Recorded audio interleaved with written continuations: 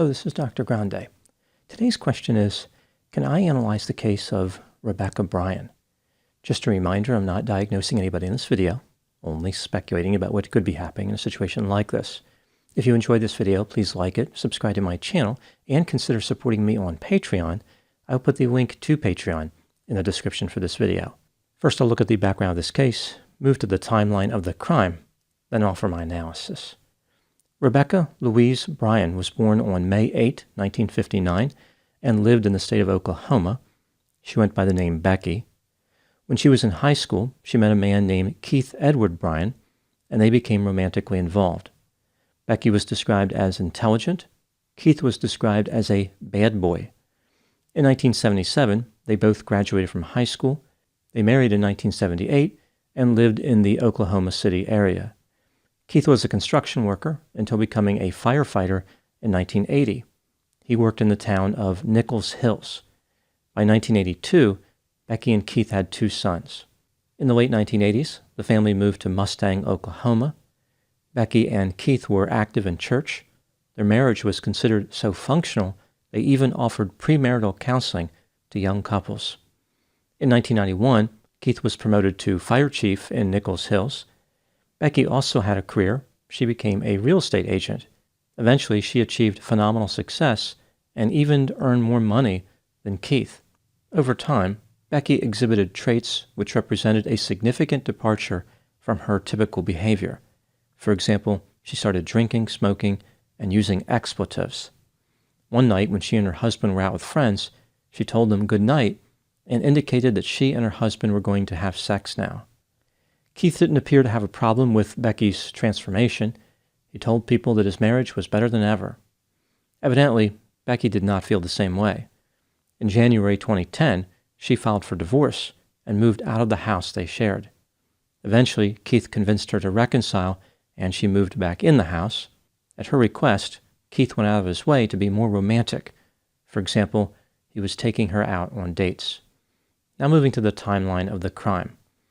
On Tuesday, September 20, 2011, at 10:07 p.m., Becky called 911. The call was disconnected 17 seconds later. She called 911 a second time at 10:08 p.m. Becky explained to the operator that a man walked into the living room of her house and shot her husband in the head. When the police arrived at her house, they found Becky in the garage. She started talking with them about a previous burglary case. The police felt strongly that the shooting Becky had just called about should be the focus of their visit, mostly because of the murder part. Becky only directed them to where Keith was after they specifically asked about the shooting. The police observed that Keith was on the couch in the living room. He had a single gunshot wound to his head, but was still alive. He was transported to a hospital and died at 6 a.m., now on September 21. Keith was 52 years old. Here's what the police found during their investigation. On the day Keith died, Becky said that she arrived home at about 7 p.m. after attending a conference in Tulsa, Oklahoma. A friend of hers named Debbie stopped by the house and talked with her and Keith until about 8:30 p.m. After this, Becky and her husband went into the living room and sat on the couch. They watched the horror movie Carrie. As they were enjoying the film, a man wearing a hoodie suddenly entered the house through the open garage door. He pointed a pistol at Keith's head and fired 1 time from point-blank range. After shooting Keith, the man said to Becky, "Ma'am, I'm so sorry, but your husband should have blanking hired me." This made it seem as though the shooter may have been a person looking for a job as a firefighter. The man then made his way through the house and back out of the garage door as Becky followed him outside. She watched him drive away in a small, dark pickup truck. Becky described the man as white, about 25 years old, and as having a cute little face. She also said that he was pretty nice. Becky explained to investigators how she had filed for divorce about 1.5 years ago and left the house. After this, Keith treated her better and started taking her out on dates. The couple went to counseling, and she moved back in. She said Keith was a different person, and they were quite in love. Investigators asked Becky what she was wearing when the gunman shot her husband because they were interested in collecting her clothing for a gunshot residue test. Becky explained that she was wearing just the shirt and the panties that she had on. She then appeared to flirt with a male investigator by saying, "You want my panties?" At this point, Becky removed her shirt and threw it to the officers. This maneuver exposed her breasts. The officers quickly responded by telling her to put her shirt back on. Becky gave the police permission to search her house. An officer opened the dryer in the laundry room and pulled out a blanket. As he did this, a pistol, a spent cartridge case, and one rubber glove fell out. The pistol was a Ruger LCP. It was chambered in .380 ACP. The bullet that had struck Keith was a match to this pistol. Becky's DNA was found inside the rubber glove. In the master bedroom, the police found the box for the pistol between the box spring and the mattress. Under the bed, they found 2 boxes of ammunition, which matched the cartridges loaded in the pistol. Becky never mentioned the shooter stopping in the laundry room before he left, and this room was not in the path between the living room and the garage. If the shooter had gone to the laundry room, Becky should have noticed because she was right behind him. As the police continued to investigate, they uncovered a lot of information about Becky's sex life. Here are a few examples. In the summer of 2009, Becky attended a real estate conference and met a man named Mark Holbrook. He was a real estate agent from Hugo, Oklahoma. This is about 3 hours southeast of Mustang. Becky and Mark became romantically involved and started having sex in December 2009. They would regularly meet in a small town, which was about halfway between their homes. They talked about divorcing their spouses so they could be together. In January 2010, Becky filed for divorce and pressured Mark to do the same thing. He decided that Becky was manipulative and ended the affair. Mark reunited with his wife and did not want to have any further contact with Becky. This did not go over so well with Becky. She called Mark's wife, parents, and son. She showed up at his office and home, and she sent him a message claiming she was pregnant. Mark did not respond, but this didn't stop Becky. She sent more messages containing statements like, quote, "I have no sex drive since we were together. I need you to be whole again," unquote. Quote, "I never had 100 orgasms in 2 years with Keith, much less 2 weeks with you.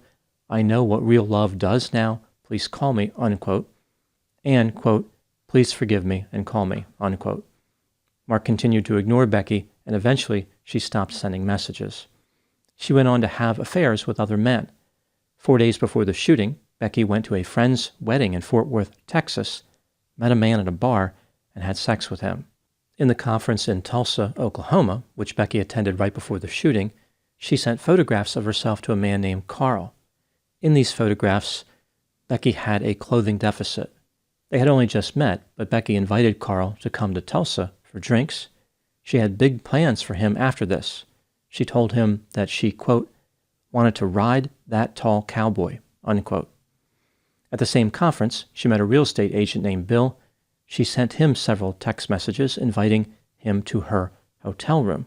Becky sent similar messages to another man, including a photograph of her genitals with the caption, quote, "Ride this cowboy," unquote.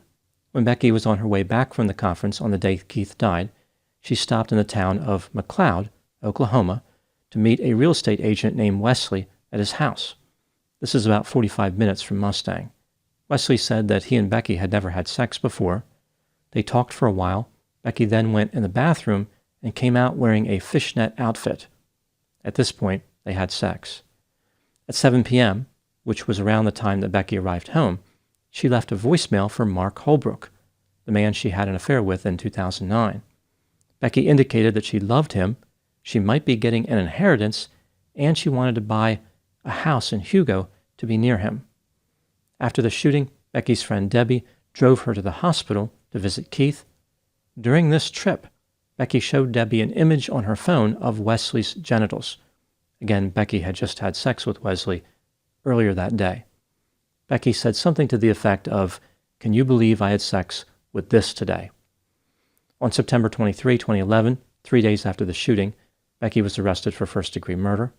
Her trial started on May 8, 2013, her 54th birthday.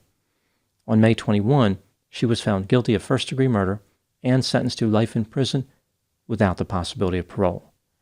Now moving to my analysis. Here are my thoughts on a few areas that stood out to me in this case. Item number 1. Even though Becky maintains her innocence, there really isn't much question that she was guilty of the murder. There was a lot of evidence connecting her to the crime. For example, the murder weapon was a pistol that she regularly carried with her. Her DNA was found inside the glove. The story about the intruder didn't make sense. Right after the shooting, when Keith was still alive, Becky called people on her phone and told them he was dead. She supplied them with graphic details of his condition. Becky was trying to build a future with a former affair partner, and she was having sex with other men. This brings me to item number 2. Becky's promiscuous behavior appears to be a significant factor in this case. It presents a bit of a mystery. Becky was married for over 30 years before she started taking a profound interest in having sex with other men. It was like her personality had somehow changed. What type of personality traits are associated with a desire to have frequent sex with multiple partners? 3 personality traits are somewhat strongly associated with promiscuity: low conscientiousness, high extroversion, and low agreeableness. The other 2 personality traits have a moderate level of association. There's a tendency to have high openness to experience and high neuroticism. Becky appeared to have low conscientiousness, high extroversion, and mid-range agreeableness, so her alignment with these traits was close to what would be expected. As far as openness to experience, Becky appeared to be a concrete thinker, not an abstract thinker, so her level of openness was probably on the lower side as opposed to being high. Moving to neuroticism, Becky's behavior was erratic, which is consistent with a high level of this trait, but she also appeared to be incredibly calm, which is a feature of low neuroticism.